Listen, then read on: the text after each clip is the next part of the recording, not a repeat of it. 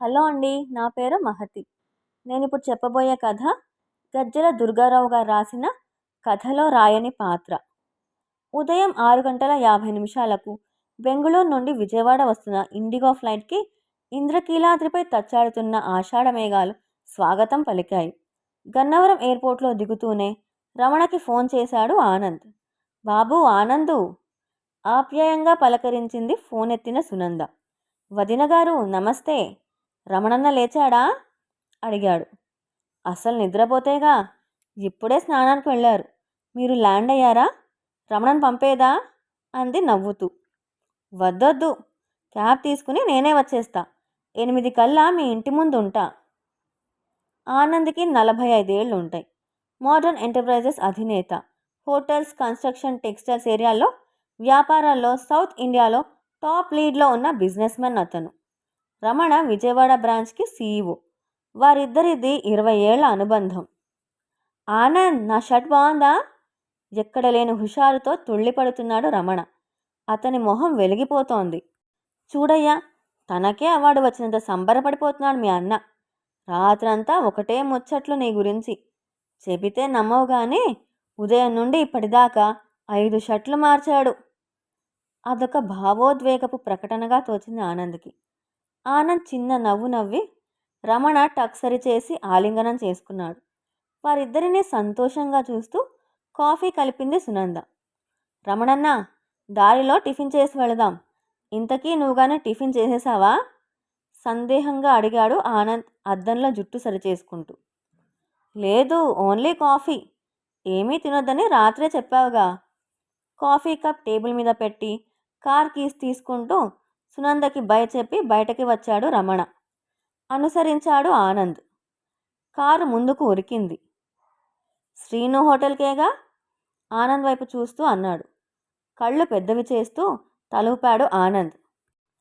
అయితే కొత్తగుళ్ళ పడమర గేటు దగ్గర పార్క్ చేసి లోపల నుండి వెళదాం అన్నాడు రథం సెంటర్ దగ్గర మలుపు తిప్పుతూ. ఒక రకమైన పారవస్యంలో ఉన్నాడు ఆనంద్. పాత జ్ఞాపకాలు నెమరవేసుకుంటూ ప్రతి షాపుని, మనుషుల్ని తన్మయంగా చూస్తున్నాడు. వాతావరణం ఆహ్లాదకరంగా ఉంది. సన్నగా చినుకులు పడుతున్నాయి. కమ్మని కృష్ణగాలికి కొమ్మలు మత్తుగా తలుపుతున్నాయి. 60 ఏళ్ల నాటి కేరళ వారి హోటల్ అది. అడుగు పెడుతుంటే వేడివేడి దోశలపై కరుగుతున్న నేతి సువాసన ముక్కుపుటాలను తాకింది.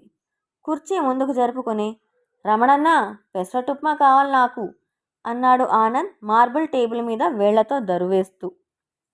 ఎంత ఎదిగినా నువ్వు నువ్వే. ప్రపంచమంతా వేరే, నువ్వు వేరే, అంతే అంటూ పక్కనే నిలబడి అంతా వింటున్న సప్లయర్కి కళ్ళతోనే ఆర్డర్ చెప్పేశాడు రమణ. 20 ఏళ్ల క్రితం మాట. ఒకరోజు అదే హోటల్లో అక్కడే కూర్చుని ఉన్నాడు ఆనంద్. అతనికి బాగా ఆకలిగా ఉంది. సప్లయర్ని పిలిచి ఉప్మా పెసరట్టెంత అని అడిగాడు. అతను చెప్పేలోపే ఇడ్లీ ఎంత అని అడిగాడు. ఆ సప్లయర్ ఆనంద్కి గోడకేసి వేలు పెట్టి చూపించి చదువుకో అన్నట్టు సైగ చేసి పక్క టేబుల్ దగ్గరికి వెళ్ళిపోయాడు, చెవిలో పెన్సిల్ సరిచేసుకుంటూ. అతన్ని మళ్ళీ పిలిచి ఒక కాఫీ తీసుకురా అని చెప్పాడు ఆనంద్ నెమ్మదిగా. కాఫీ ఇప్పుడే వద్దు. ఇందాక పెసరట్టు చెప్పా కదా, మరొకటి కూడా పట్రా మా ఇద్దరికి, తర్వాత కాఫీ. ఆనంద్ అనుమతి తీసుకోకుండానే చెప్పాడు అతనికి ఎదురుగా కూర్చున్న వ్యక్తి. 35 ఏళ్లుంటాయి. బక్కపల్చగా ఉన్నాడు. అరే వద్దండి, నేను తినేవచ్చా, కాఫీ చాలు, మీకెందుకు శ్రమ అన్నాడు ఆనంద్ కంగారుగా మొహమాట పడుతూ. మొహంలో ఎలాంటి భావం లేకుండా ఇద్దరికేసి చూస్తూ నిలబడ్డాడు సప్లయర్. ఏదో ఒకటి తేల్చండి అన్నట్టుగా. అతన్ని వెళ్ళి తెమ్మని పురమాయించి కొంచెం ముందుకు వంగి, తప్పుగా అనుకోకండి, నా పేరు రమణ. ఇవాళ మా తమ్ముడి పుట్టినరోజు. ప్రతి ఏడాది వాడు నేను ఇక్కడికొచ్చి టిఫిన్ చేసి వెళతాం. అదొక అలవాటు. ఈసారి వాడు లేడు. ఇంటర్వ్యూ పని మీద హైదరాబాద్ వెళ్ళాడు. ఇవాళ వాడి ప్లేసు మీరు తీసుకోవాల్సిందే, తప్పదు. నేను చాలా సంతోషిస్తా ప్రాధేయపూర్వకంగా అడిగాడు. సరే అనక తప్పలేదు ఆనంద్కి. చాలా థ్యాంక్స్ అండి, కృతజ్ఞతగా చెప్పాడు ఆనంద్ బయటకు వచ్చేటప్పుడు. పర్వాలేదు. మీరేం చేస్తారు? ఎక్కడుంటారు? అడగొచ్చా అంటూనే అడిగాడు రమణ. నా పేరు ఆనంద్ అండి. మాది ఇక్కడే బ్రాహ్మణ వీధి. MCom gold medal. జాబ్ కోసం వెతుకుతున్నా. ఫ్యామిలీ అంతా నా మీదే డిపెండ్ అండి. మీరు? హా, నేను మనో ఎంటర్ప్రైజెస్ ఉంది కదా, బందర్ రోడ్డు కాంధారి దగ్గర. దానిలో సేల్స్ మేనేజర్గా చేస్తున్నా 7 ఏళ్లుగా. ఓ, చాలా మంచి పేరుందండి ఆ కంపెనీకి. రమణ తలూపి, అవును, ఎంప్లాయీస్ని బాగా చూసుకుంటారు. ప్రెజెంట్ కొంచెం లాస్లో ఉంది. మా ఎండి సార్ మేడం చాలా మంచివాళ్ళు. మీరు గోల్డ్ మెడల్ అంటున్నారుగా, ఏదైనా ఛాన్స్ ఉండొచ్చు. మొన్నటి వరకు పెద్ద సార్ ఉండేవారు. ఆయనకి హెల్త్ బాగోక వాళ్ళ అబ్బాయికి కోడలికి మొత్తం అప్పజెప్పేశారు. మాట్లాడి చూద్దాం, కాదనకపోవచ్చు. రమణ మాటలు పూర్తి కాకముందే అతని వైపే రెప్పార్పకుండా చూస్తున్న ఆనంద్ టక్కున చేయి పట్టుకున్నాడు కృతజ్ఞతగా. మీరు ఫ్రీ అయితే నాతో రండి, వెళదాం అంటూ రమణ స్కూటర్ స్టాండ్ తీసి స్టార్ట్ చేశాడు. మారు మాట్లాడకుండా వెనక ఎక్కి కూర్చున్నాడు ఆనంద్. మీకో విషయంలో సారీ చెప్పాలి. బండి పోనిస్తూ తల కాస్త వెనక్కి తిప్పి అన్నాడు రమణ. నాకా? మీరా? నాకెవరు తమ్ముళ్ళు లేరు. మీతో టిఫిన్ తినిపించడానికి అబద్ధం చెప్పా అన్నాడు రమణ బండి వినాయకుడి గుడి మీదుగా ముందుకు పోనిస్తూ. జీవితం గొప్పగా మారిపోతున్నట్టు అనిపించింది ఆనంద్కి. జీవితం గొప్పగా మారిపోయింది రమణన్న, ఇక్కడే, నువ్వు పరిచయం అయ్యాక అన్నాడు ఆనంద్ కళ్ళజోడు తీసి జేబులో పెట్టుకుంటూ జ్ఞాపకాల్లోంచి బయటకు వస్తూ. ఇద్దరూ నెమ్మదిగా నడుచుకుంటూ కారు దగ్గరకు వచ్చారు. ఆనంద్ డ్రైవ్ చేస్తున్నాడు. అతన్ని ఉద్యోగంలో చేర్చిన రోజులు గుర్తొచ్చాయి రమణకి. రాత్రింబవళ్ళు కంపెనీ కోసం పనిచేశాడు ఆనంద్. మోహన్ ఎంటర్ప్రైజెస్ అధినేతలు మోహన్, ఆయన భార్య మనోహరి డైనమిక్గా కంపెనీని నడిపేవారు. ఆనంద్ తెలివితేటల్ని, చొరవని గుర్తించి ప్రోత్సహించేవారు మార్కెటింగ్లో. ఆనంద్కి వాళ్ళు చాలా ఇచ్చారు. ఆనంద్ కంపెనీకి లాభాలు తెప్పించి తన మీద పెట్టుకున్న నమ్మకాన్ని నిలబెట్టుకున్నాడు. అతను ఎదుగుతుంటే రమణ మురిసిపోయేవాడు. అన్ని ప్రధాన నగరాల్లో బ్రాంచీలు తెరిపించారు మోహన్ దంపతులు. ప్రతి కొత్త బ్రాంచీని కొన్నాళ్ల పాటు ఆనంద్ నేతృత్వంలో నడిపించేవారు. ప్రస్తుతం తానే మోడర్న్ ఇన్ఫ్రా అనే కంపెనీకి అధినేత అయిపోయాడు ఆనంద్. ఈరోజు ప్రతిష్టాత్మక South Indian emerging businessmen award అందుకోబోతున్నాడు. రమణన్న, ఈ బందర్ రోడ్డులో నీ స్కూటర్ మీద ఎన్నిసార్లు ఎక్కించుకుని తిప్పావో లెక్కలేదు. అంతా ఒక కలలా ఉంది. మోహన్ సార్, మనోహరి మేడం, నువ్వు, మీరంతా లేకపోతే నేనెక్కడా? ఈ అవార్డు మీ అందరిది. ఈరోజు వాళ్ళిద్దరి గురించి మాట్లాడతా అన్నాడు ఆనంద్ స్థిరంగా. అంతేనా? నువ్వు కృతజ్ఞత చెప్పాల్సిన వ్యక్తి మరొకరున్నారు. నీ గురించి చెప్పకుండా ఎలా అన్నా? నవ్వేశాడు ఆనంద్. నా గురించి కాదులే, తీసుకున్న దానికి 100 రెట్లు తిరిగిచ్చే తత్వం నీది. గుప్పెడు అటుకులిచ్చిన కుచేలుడికి కృష్ణుడు అంతులేని సంపదలిచ్చినట్టు చిన్న ఉద్యోగం కుదిర్చిన నాకు సొంతిల్లు కట్టించావు. నా పిల్లల్ని పెద్ద చదువులు చదివించావు. నా తమ్ముడివో, కొడుకువో, స్నేహితుడివో అర్థం కాదు ఆనంద్ ఆలోచిస్తే అంటూ కంటతడి పెట్టాడు రమణ. అయినా నువ్వు నేను వేరా చెప్పు అన్నాడు కొనసాగింపుగా. మరి ఇంకెవరున్నారు ఆలోచిస్తూ అడిగాడు ఆనంద్. రాధ. రాధ గురించి చెప్పాలి. మౌనంగా తలూపాడు ఆనంద్. అతని చేతులు స్టీరింగ్పై బిగుసుకున్నాయి రాధ పేరు వినగానే. కారు పెనమలూరులోని కన్వెన్షన్ హాల్ ముందర ఆగింది. చాలా కోలాహలంగా ఉందక్కడ. ఏర్పాట్లన్నీ చాలా ఆర్భాటంగా కనిపిస్తున్నాయి. సౌత్ ఇండియా బిజినెస్ సమిట్ జరుగుతుందక్కడ. కోటీశ్వరులు కొలువు తీరే వ్యాపార జాతర. ఆనంద్కి అభినందనలు తెలుపుతూ ఉన్న ఫ్లెక్సీలు, స్వాగత బ్యానర్లు చూసిన రమణకి ఛాతీ పొంగింది. సభ ప్రారంభమైంది. దక్షిణ భారతదేశంలోని అన్ని ప్రముఖ వ్యాపార సంస్థలు తమ ఉత్పత్తుల గురించి, వ్యాపారంలో అనుసరిస్తున్న విధానాల గురించి, ప్రభుత్వాల సహకారం గురించి తమ తమ ప్రెజెంటేషన్స్ ఇస్తున్నాయి. మోహన్, మనోహరి దగ్గరికెళ్ళి నమస్కారం చేసి వారి పక్కనే కూర్చున్నాడు ఆనంద్. అతని భుజం తట్టాడు మోహన్. భోజన విరామం తర్వాత 4 గంటలకి అవార్డు ప్రదానోత్సవం ప్రారంభమైంది. ఆనంద్ గురించి అందరూ గొప్పగా మాట్లాడారు. మోహన్ వంతు వచ్చింది. ఇక్కడ ఉన్న అందరికంటే ఆనంద్ గురించి మాకే ఎక్కువ తెలుసు. ఆయన మా ప్రోడక్ట్. ఒకప్పుడు మా దగ్గర 4,000 జీతానికి పనిచేశాడు. ఈరోజు తానే 4,000 మందికి జీతం ఇస్తున్నాడు. దీన్నే గెలుపు అంటారు. తానొక్కడే గెలవడం కాదు, చుట్టూ ఉన్నవారిని కూడా గెలిపిస్తాడు మా ఆనంద్. అతనొక విజేత. ఇటువంటి విజేతల జీవితాలను కథలుగా తెలుసుకోవాలి నేటి యువత. ఇటువంటి స్ఫూర్తివంతమైన కథలో మేము కూడా పాత్రలు కావడం మాకు ఎంతో సంతోషం. ఆనంద్ ఇంకా ఎదగాలి. అన్ని రంగాలలో పెట్టుబడులు పెట్టి ఇండియాలోనే టాప్ మోస్ట్ బిజినెస్ మెన్ కావాలి. అది మోహన్ ఎంటర్ప్రైజెస్ ఆకాంక్ష అంటూ మనస్ఫూర్తిగా ముగించాడు. అందరికంటే 2 చప్పట్లు ఎక్కువ కొట్టాడు రమణ. చివరిగా తన స్పందన తెలియచెప్పడానికి పోడియం దగ్గర మైక్ తీసుకున్నాడు ఆనంద్. రమణకి చాలా ఉత్కంఠగా ఉంది. రాధ గురించి కూడా 2 మాటలు చెబితే బాగుండు అనుకున్నాడు. అందరికీ నమస్కారం. నేను గెలవలేదు, గెలిపించారు. నా చేయి పట్టి వెన్ను తట్టి ముందుకు నెట్టి మరీ నన్ను గెలిపించారు.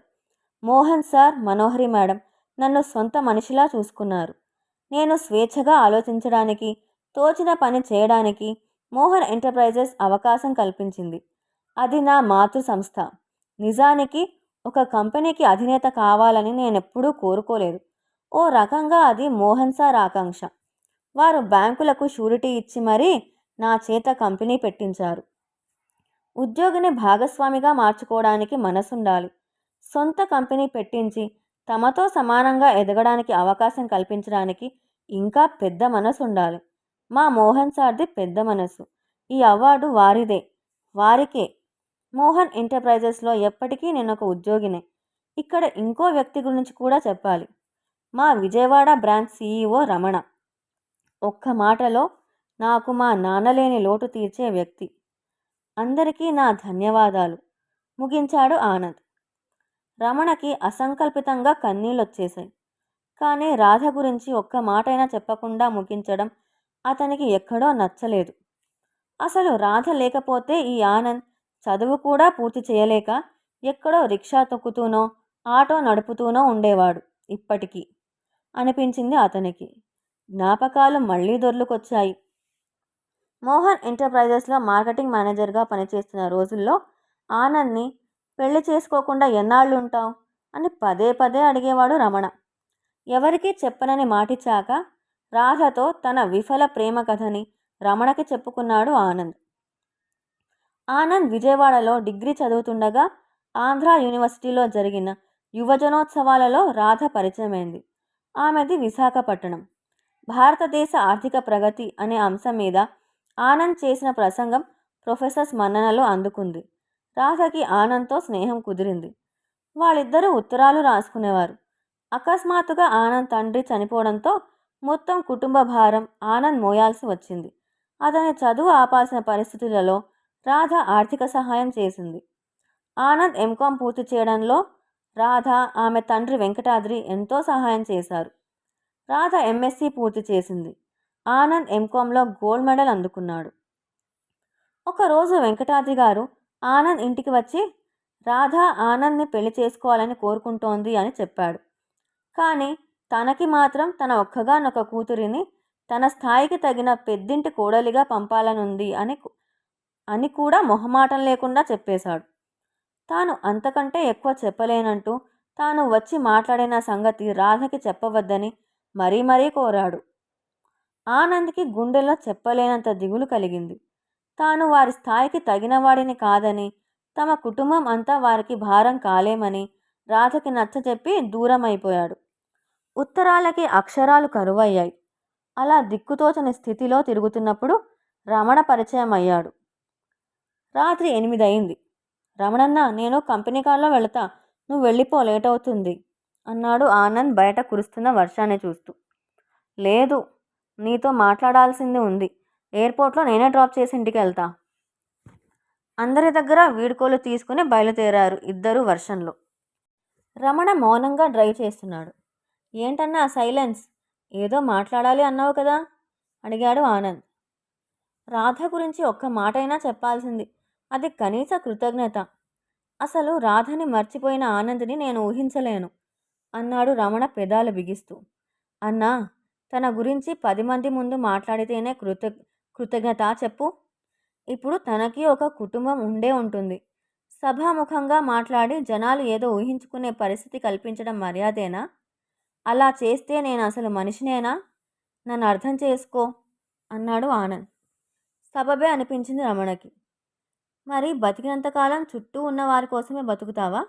మీ వదిన ఎప్పుడూ అంటూ ఉంటుంది, ఆనంద్ కళ్ళల్లో దీపావళిని, గుండెల్లో గోదావరిని పెట్టుకుని తిరుగుతుంటాడని. జీవితం పొద్దు వాళ్ళక ముందే కాస్త నీ గురించి కూడా ఆలోచించుకో ఆనందు. ఇందాక మాట్లాడుతూ తండ్రి స్థానంలో ఉంచావు కదా నన్ను. ఆ చనువుతో అడుగుతున్నా ఆర్తిగా అడిగాడు రమణ. పెదవ దాటని నవ్వొకటి విసిరాడు ఆనంద్. వర్షం కురుస్తూనే ఉంది వాళ్ళ మనసుల్ని చల్లబరచడానికి. ఆనంద్ని డ్రాప్ చేసి రమణ వెళ్ళిపోయాడు. ఒంటరిగా కూర్చున్న ఆనంద్ని అనేక ఆలోచనలు చుట్టుముట్టాయి. తన మనసులో ఉన్నదేంటో, తన మౌనం వెనుక ఉన్న రహస్యమేంటో ప్రపంచానికి చెప్పలేని స్థితి అతనిది. Happy journey Anand, all the best. వాట్సాప్లో టెక్స్ట్ మెసేజ్ చూసి ఆనంద్ ఎంతో సంతోషించాడు. మనోహరి పంపిన మెసేజ్ పదే పదే చదువుకున్నాడు ఆనంద్. మనోహరి మేడం కాదు, వెంకటాద్రి గారు తనకి దూరం చేసిన రాధా మనోహరి. ఉద్యోగంలో చేరిన మొదటి రోజు రాధని చూసి ఖిన్నుడైపోయాడు ఆనంద్. బాధ, దుఃఖం, సంతోషంతో ఉక్కిరిబిక్కిరైపోయాడు తను. ఆమెది కూడా అదే పరిస్థితి. కానీ ఆనంద్ ఎలా ఎదగాలని కోరుకుందో అలా ఎదిగేందుకు రాధా మనోహరి కృషి చేసింది. తనకంటే యోగ్యుడైన మోహన్ను చూసి ఆనంద్ సంతోషించాడు. మోహన్ పట్ల తన అపారమైన విశ్వాసాన్ని అడుగడుగునా చూపేవాడు. చదువుకోవడానికి ఆర్థిక సాయం చేసిన వెంకటాద్రి, ఉద్యోగం ఇప్పించిన రమణ, కంపెనీ పెట్టించిన మోహన్తో తనది రుణానుబంధం. వారి పట్ల వారి విధేయత చెక్కుచెదరనిది. ఎంతటి గొప్పవారి జీవిత చరిత్రలోనైనా రాయలేని పాత్ర ఒకటైనా ఉంటుంది. ఇందుకేనేమో. వర్షం ఆగింది. ఆకాశం తేటపడింది. విమానం గాల్లోకి ఎగిరింది. బలంగా శ్వాస తీసుకుని భవిష్యత్తులో చేయాల్సిన పనుల గురించి ఆలోచించడం ప్రారంభించాడు ఆనంద్. హృదయం వేడెక్కినప్పుడు నిట్టూర్పు చల్లబరుస్తుంది.